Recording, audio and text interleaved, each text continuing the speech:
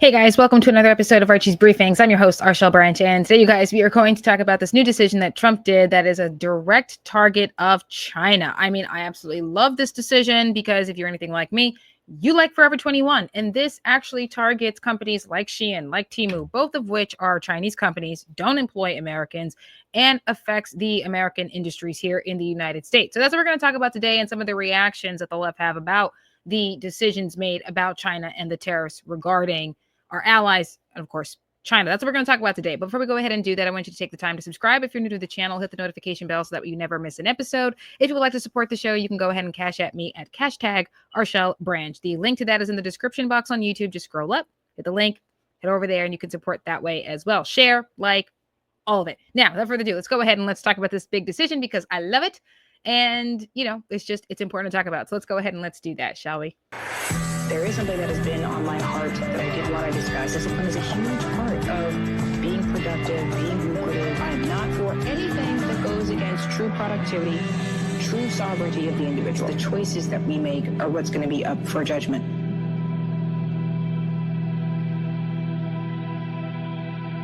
All right, you guys. So as I said in the open, we're going to talk about this new decision that is going to directly hurt Chinese goods. They're cheap goods. Shein, Temu, love this. You guys know I spoke about this in yesterday's episode at the very end. I've spoken about this last week. I'm a big proponent in talking about why I can't stand Shein or Temu. So if you're like me, you know about Forever 21, right? This store is actually closing multiple stores, if not all of them, because they can't compete with the cheap labor and the cheap prices of goods coming from China. And that's only really if you can call it goods. Like, this is absolutely ridiculous. And when I found out that Forever 21 was going to close, I was losing my mind over this. You guys, I had a whole debate, okay, with someone who is a liberal, who was on the side of the left, and yet they are just as upset as I am about the closure of Forever 21 simply because of China. Like, they are on the same page as me, okay? This person is a liberal, okay? They are liberal, and they are just as upset about this because we like Forever 21. But Forever 21 actually employs people in a way that Shein and Temu do not. And I don't understand why this is getting so much outrage from the left. I don't even understand this. I mean, you know that the Chinese goods are no good for us. Now, here's the thing. Historically speaking, China always does this. When they feel economic pressures, okay, they like to undermine those decisions. And part of that is flooding the market with cheap goods. And we just can't compete against this. And I've been saying this for a while now. Why do we even allow them to play the game? If you're not going to play fair, you should not be allowed to play. If we're in control of the global market, why are you allowed to play? And this decision targets them specifically on that, which means it could save companies like Forever 21 and possibly other retail stores, which is a good thing. Very excited this could save them. Like, my biggest question about this whole thing, if Forever 21 went away, is, where do I get my jeans? This decision might just save those.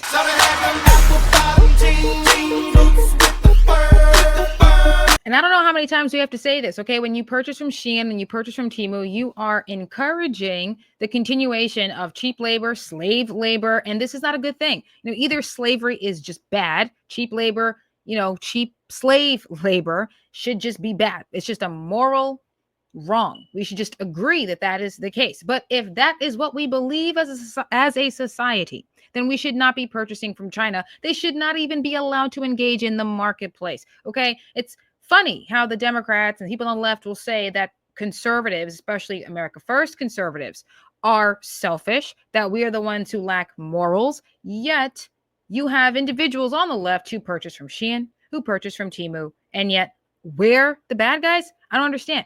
You're the one who continuously contributes and participates with slave labor because you want them cheap jeans. You want them cheap blouses. You like the idea of getting cheap products because, well, it's what's best for me. But you're not thinking about your fellow Americans who are losing jobs. Forever 21. How many people are going to lose jobs because all these places are closing? But America First are the selfish ones. I mean, come on. And we're the problem. And so now at this point, you guys, I just think it's worth discussing. And I'm going to pull up the clip for you guys. It's on Fox News. It's with Dagan, Charles Payne, and a few other individuals where they get their digs in. It's quite hysterical, but they do go in depth about what the decision actually is and why Trump made the decision. It's not just about preventing the cheap products into the United States marketplace or global marketplaces with our allies, right? That it's also about the fentanyl issue. So I'm going to go ahead. I'm going to run that clip for you guys now. Let's go ahead and let's do that, shall we? All right, you guys. So here at the very top of the video, it says China's economic reckoning, the big money show. They're on Fox Business. You have Dagan and Charles Payne and a few other individuals. I'm going to go ahead and I'm going to run it. And like, I only know like from social media, I know that it must be crap because every time someone wants to diss somebody in social media, they say that their clothes or whatever they have came from. Every time it's like Temu. I'm like, I didn't even know what it was. Like, it's all I know is like, oh, look at your outfit is from Temu, and everyone starts laughing. You know, like, so I know it must be really crappy because that's the go-to insult on social media. Well, what was nice about eliminating the de minimis rule, Dagan, that you alluded to, basically nothing originally was everything under $800 was free, and now it's not. It is subject to a duty, if you will. Is that was really caught up to in the fentanyl trade? You said duty. D-U-T-Y. Yeah, no, I'm just kidding. I'm just joking. Like, but a lot of people were thinking that was also sort of the backlash too against fentanyl. So this solves multiple problems from the administration besides just the tariff on cheap crap from China. Right. And I would just add that China seems to be the country that's getting hit hardest here. Yes. And there's something about that, just as an American citizen, that I like, that goes to the thesis of generally what he's trying to do with these new trade negotiations. You know, China has been the worst offender of all the nations taking advantage of us in many ways. And this is a Band-Aid that nobody has wanted to rip off. But we've been talking about decoupling for years and years, and everybody knows that we need to do it. Nobody's wanted to be the one to do it. And I realize that it might cause this short-term pain, but you know, Taylor, you've made the point. I'm willing to pay for that to distance ourselves from China and bring our manufacturing back home. What did the lady in yellow actually say here? Right? That we've been wanting this for quite some time. Both sides have argued why we should be putting tariffs and some kinds of consequences onto China because of their unfair trade practices. These are hostile tactics that have been undermining the U.S. economy for decades now, okay? It's been hurting American workers. It's been hurting the American economy, okay? They don't just do it here to the United States. They do it to our supposed allies as well. We're okay with dealing with the short-term pain if it means we get long gains, positive long gains out of this. We've needed to distance ourselves from China. We have to stop being dependent, not just on China, but on any other country, period. We have to be independent just off the principle of the thing, but specifically being independent away from China. Okay. We can't have them building our communication devices. We can't have them supplying our clothing, our medicine, which they're also responsible for some of the fentanyl that's coming in here as well. I mean, they're the ones who devise all the ingredients. They're the ones who are doing this. Thousands, hundreds of thousands of Americans have died because of fentanyl. So this is not just about revenue streams and wanting to get money from China. This is also about putting consequences on them for the fact that they are not solely, but partly responsible for the death of hundreds of thousands of Americans of the fentanyl crisis. Okay, that's just the first part. Then there's the COVID situation, which is why I'm okay with the high tariffs. They have to suffer consequences, and that's really why I love this. Okay, so it's about trade, fair trade agreements, as well as consequences for the fentanyl crisis. That's what this was. I'm going to come out of this video, you guys. So people with common sense and with understanding of how economics is supposed to work and what fair trade is supposed to look like, they understand that this was absolutely necessary, not just by putting tariffs on our allies, but also by putting tariffs on China. Too much of our economy is consuming Chinese products. This is a problem. Shein, Temu, this affects Forever 21. And I keep bringing it back to that because this is personal. How long has this company been servicing the consumers here in the United States? Okay. We've been buying from this company for years. Okay. You're looking at somebody who does that. I bought leather or pleather jackets from them, jeans from them. Okay. I bought, costumes from them for Halloween. Like, I've done this. I love Forever 21. This is where I get my jeans. Okay. I love that store, them, Old Navy, and a few others as well. But I love Forever 21, and they're right at the mall. I love that I can go to the mall and they're there. I love it. Okay. But now they're closing. Everything is discounted because they're just trying to get rid of stuff. These are how many jobs are going to be gone because of the Chinese retail competition. And they shouldn't even be allowed in our marketplace because they break the rules. They manipulate the markets, they manipulate the currencies, they flood it with cheap goods. And if you're someone who's interested in green energy, well, they use the dirtiest energy, that is coal, to mass produce cheap clothing. So just know that. That's a side note. Now I'm going to talk to you guys about some of the reactions. Okay. Obviously, I don't know if you're watching this channel, you probably have already seen these clips, but I'm going to pull up a couple of things from CNN that we saw last night with Scott Jennings, because just some of the stuff that we were hearing from the people on the left was quite outrageous. and it is worth talking about. So let's go ahead without further ado. I'm going to pull up the first clip I'm going to show you from that back and forth from the British gentleman whose name is escaping me at the moment, but I'm going to pull up that clip first because he said some things that needed to be addressed. Let's go ahead and let's run that next clip, shall we? Okay, guys, so this is the clip I wanted to show you guys with this British gentleman. I don't know his name, and I mean, I don't want to say I don't care to know his name, but it was interesting, and I'm just going to run it. Let's go ahead and let's do that, shall we? Can I just also have a reality check here? The sword of Damocles, if you will, has been lifted again and is now hanging over on the big stuff, but we still have steel and aluminium, or aluminum, as you insist on saying, steel and aluminium tariffs. We're in America, Richard Quest. We still have auto tariffs, 25%. We've still got 125% on China. And we have tripled, or he has tripled, the average tariff overall to 10%, which is livable. I'll give you that, Scott. It's livable 10%, but it's still a tripling of where it was just a couple of weeks ago. But Richard, how do you account for the fact that China has seen a significant decrease in their economic growth throughout fiscal year 2024 compared to 2023, and how that has to factor into the considerations of Xi Jinping moving forward and trying to bridge some type of a trade deal with the United States? If Xi Jinping was standing for Beijing North in an election, it would, but it doesn't. Different kind of system. Okay, I'm going to stop it here. Now, it's not that this gentleman doesn't make any sense. He does. We still do have these problems with the aluminum and the steel. I mean, if there's anything that you should be getting out of this, because I remember I had a debate with a family member and they were saying, oh, well, no, this is, we were talking about the Cold War, the Cuban Missile Crisis, right? And the gentleman, my cousin said to me, no, it's because of Russia why we couldn't buy Cuban cigars and why we couldn't buy coffee and why things got expensive as it relates to coffee and cigars. And I said, well, whose fault is that? We used to make these things for ourselves, and then we became dependent on other countries to provide us these. At that point, some of it was desires. That's the cigar, and necessities like coffee. One could call it a desire as well. But if there are products that we want, need, ingredients, or products that we need to build and grow things, well, then why aren't we doing it here? Why aren't we self-sufficient in that regard? Whose fault is that? So it's not that it's not an issue, because obviously it is. But the biggest issue here that should be exposed, that he should be focusing on, is why don't we build it here? Like the problem here should not be that we are taking action against China, but that we are dependent on them. That should be the issue here. I'm going to come out of this video.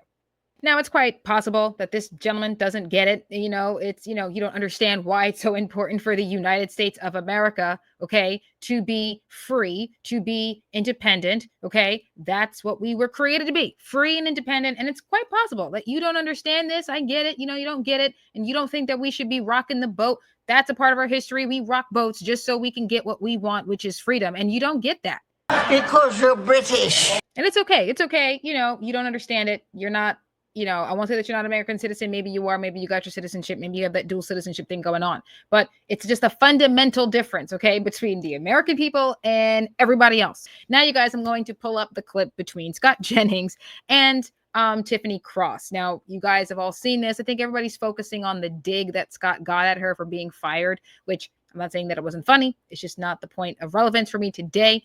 However, what was significant about what she said seems to be a key factor with all of the, critics of this decision, not just with the decision to tariff or to remove exemptions on Chinese products and cheap goods, such as the products from Shein and Temu, but just the tariffs in general, just their problems with this. So let's go ahead and let's run that clip for you guys, because it's interesting and it's just a microcosm, okay, of what the left has been saying about this whole thing about the tariffs. Let's go ahead and let's run that clip next, shall we? All right, you guys. So I couldn't find the full episode. I couldn't find the part of the clip that I was looking for. CNN has not released that part of the debate on this, so I had to go looking for it. And I found this. Someone was recording from their phone off their television, but it pretty much gets to the point.